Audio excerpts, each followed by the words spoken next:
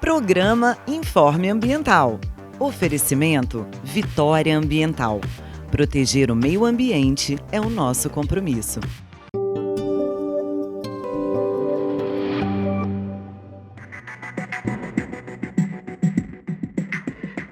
Pois é, gente, o Brasil e o mundo estão nessa luta contra o novo coronavírus que infelizmente já vitimou milhares de pessoas. E por conta disso, medidas estão sendo tomadas, como o isolamento social e o reforço na higiene, como por exemplo, lavar as mãos ou usar o álcool em gel. Por isso a gente quer saber como está a situação aqui no Espírito Santo. A gente vai conversar agora com a chefe do Núcleo Especial de Vigilância Epidemiológica, integrante do Centro de Operações Estratégicas, o COI, a Larissa Delantônio. Tudo bem, Larissa? Tudo bem. Bom, como vocês estão vendo, a gente está mantendo aqui a distância de mais ou menos 1,5 metro, por questão aí de segurança, é claro. Larissa, primeiramente, obrigada aí por falar com a TV Ambiental. Eu queria saber como está a situação hoje no Espírito Santo. O governador e o secretário estadual de saúde decretaram a transmissão comunitária. O que significa isso? Que até a semana passada nós sabíamos, todos os nossos casos, se eles eram viajantes, que a gente chama de caso importado, ou se eles eram contatos de um caso positivo. Então, na última semana, nós tivemos 3 casos que nós ainda não conseguimos fazer a vinculação epidemiológica, saber de onde eles são pessoas que não viajaram e não sabem informar se tiveram contato com um caso positivo. Então, por isso, o decreto de transmissão comunitária. Agora, Larissa, explica pra gente por que dessas medidas tão rígidas, como, por exemplo, o isolamento social e o fechamento aí de comércios. Enfim, explica para a população de casa e para quem acompanha a gente também nas nossas redes sociais, qual a importância dessa medida. Nós precisamos do apoio da população, em acatar essa orientação, esse decreto do governador do isolamento social, porque é através dessa medida que nós pretendemos diminuir, impedir a cadeia de transmissão. Menos pessoas circulando, menos pessoas nos coletivos, menos pessoas em ambientes muito frequentados, diminuindo assim a transmissão da doença, a chance da transmissão da doença, porque seriam contatos reduzidos.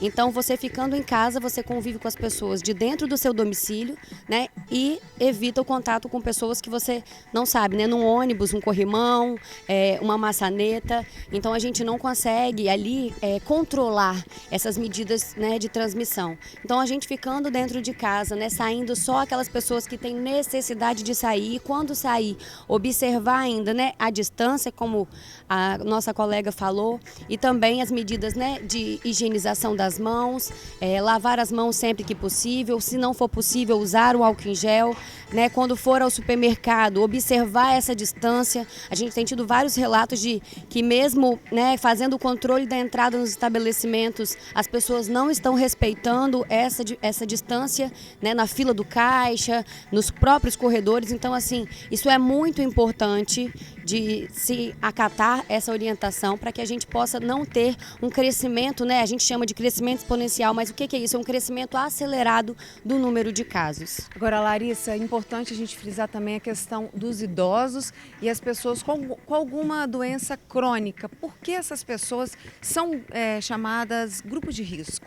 A gente caracteriza essas pessoas como grupo de risco porque são pessoas em que a doença já comprovadamente apresenta uma gravidade maior, Então, essas pessoas, além de terem uma clínica mais grave, é onde tem se concentrado os óbitos, que a gente chama de letalidade. Então, é um grupo que está mais vulnerável, que se tiver contato com esse vírus, a chance de ter uma clínica muito grave, de precisar de uma hospitalização, de um leito de UTI, é maior, e assim também como os óbitos. Agora, e os jovens também correm riscos? Isso é muito importante da gente colocar, porque as pessoas da faixa etária mais jovem têm estado tranquila porque não é considerado um grupo de risco. E aí a gente fala, aí mora o perigo. Porque aqui no nosso estado, dos casos confirmados, a maioria deles está na faixa etária entre os 40 e os 59 anos e não na população idosa, como tem se observado. Então, assim, precisamos precisamos ter esse ressalvo, esse cuidado, porque são essas pessoas que voltariam a trabalhar, são essas pessoas que voltariam a frequentar os bares e restaurantes em sua maioria. E são elas hoje que são o nosso caso confirmado na maior proporção. Então a gente precisa ter cuidado entre esse grupo, não chamado de grupo de risco, sim. Em questão dos nossos hospitais, ventiladores mecânicos, como que está a nossa preparação? Então, né, o Estado do Espírito Santo, desde janeiro a gente instituiu o COI e a gente já, nesse grupo, né, que ela já falou anteriormente, ele é composto por pessoas de vários setores, inclusive, né, da vigilância, da assistência, da regulação. Então tem sido feito um trabalho de ampliação dos leitos hospitalares, tanto de clínica como de UTI, também a aquisição de ventiladores, né? Nós também fizemos a definição de hospitais por região de saúde, porque na gestão da saúde a gente fala em regiões de saúde, o Espírito Santo tem 4 regiões de saúde. Então aqui na região metropolitana o Hospital Jaime dos Santos Neves, o Hospital Infantil Nossa Senhora da Glória, na região central nós temos o Hospital Silva Vidos em Colatina, na região norte, nós temos o Hospital Roberto Silvares, em São Mateus. Na região sul, nós temos a Santa Casa de Misericórdia, em Cachoeiro de Itapemirim. E também em Cachoeiro, o Hospital IFA, que seria uma referência pediátrica também. A gente não pode esquecer, Larissa, de outras doenças, até muito conhecidas aqui no Espírito Santo, que também matam e também deixam sequelas. É o caso da dengue, da chikungunya e também da zika. Eu queria que você falasse um pouquinho dessa situação.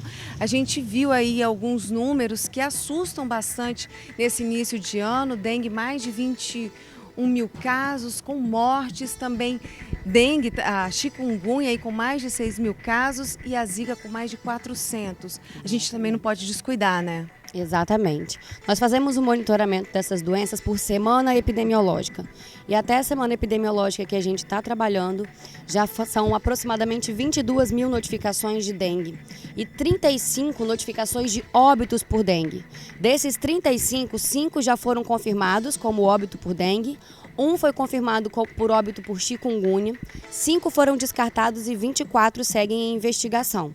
Por chikungunya, como você disse, são mais de 6 mil notificações. Dessas, mais de 5 mil estão só aqui na região da Grande Vitória.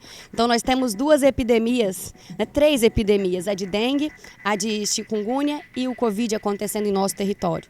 E da zika, aproximadamente 400 notificações. Então, só para o pessoal de casa aí ficar um pouco ligado em questão de todas essas doenças, em relação ao coronavírus, quais são os principais sintomas? Os principais sintomas a gente chama, né, dos sinais e sintomas respiratórios, que seriam a tosse, a coriza, também tem a febre. Em alguns casos não existe a febre, em alguns casos também observa-se a falta do olfato, a diminuição do olfato, e em alguns casos também sintomas gastrointestinais.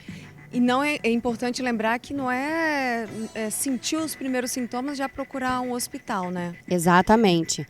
A gente pede, né, que observe porque 85% dos casos de Covid positivo a gente acredita, a estatística mostra que eles não são graves, então eles seriam manejados em casa, no domicílio, e apenas 15% teriam necessidade de uma internação. Então, exatamente isso. Ao sentir os sintomas, essa época do ano, hoje mesmo já está um dia, né, nublado, então essa época do ano, entre outono e inverno, a gente já tem uma incidência normal, uma sazonalidade que a gente chama, é o período do ano em que as doenças respiratórias se manifestam mais. Então, você manifestando algum sintoma, não corre para um pronto atendimento onde já vai estar cheio de pessoas até com outras questões.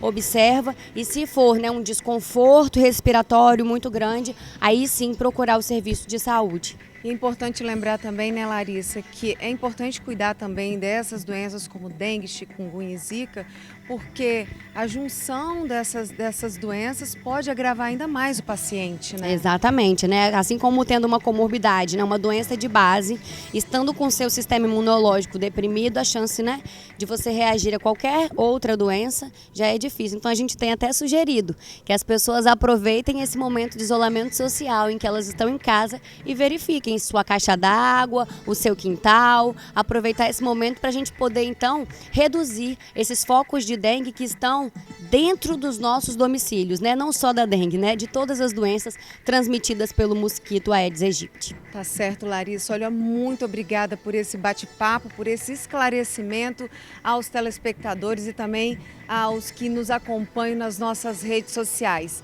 É isso, gente. TV Ambiental, a TV que te reconecta também na saúde.